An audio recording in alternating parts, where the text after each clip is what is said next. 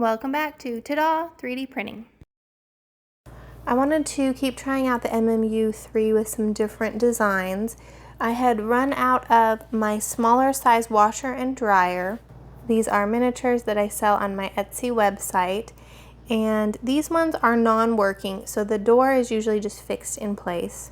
I have been printing them as separate pieces, so the door would be printed separately and I would do a color change. And then I also would print a little screen in a different color and glue those in. But I wanted to see if it was possible to print this as just one piece. So I go in and add the door back in. And yes, all of my Tinkercad programs I feel like end up looking like this, where I have 20 million different variations in the background.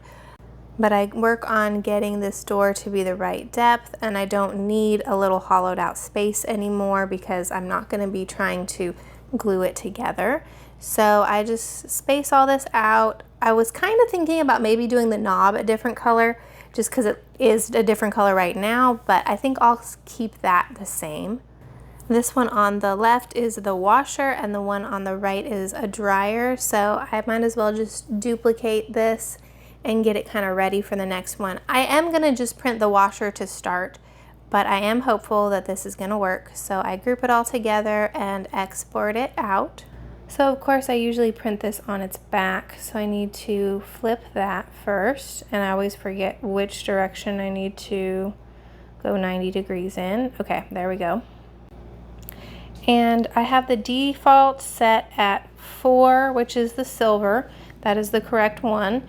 And then the door and screens I want to make black, so I need to click on those ones.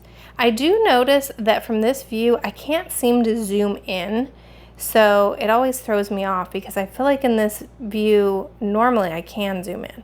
So I have to switch back actually to the layer one, which seems backwards for some reason, and then I can zoom in because I want to have that little handle be black as well. Okay, I think this turned out really cool, so let's see if it prints, and also if it does the same thing that I had with the window where it was printing all the way on the back as well.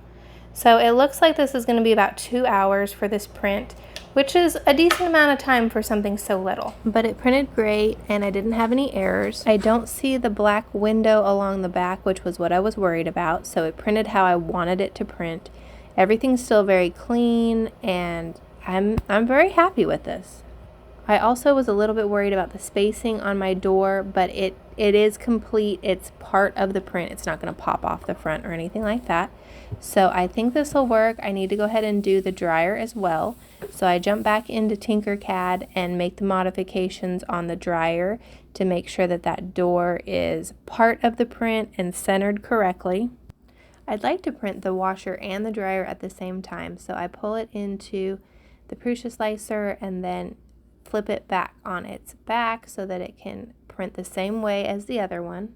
I don't know if there's an easier way to make the modifications since I'm basically going to be coloring pretty much the same thing, but these are not the exact same print. I don't have that extra drawer on the left side of the washer. I don't have that on the dryer. So it's not a perfect, duplicate. So I do have to go through and recolor the dryer just like I had done with the washer.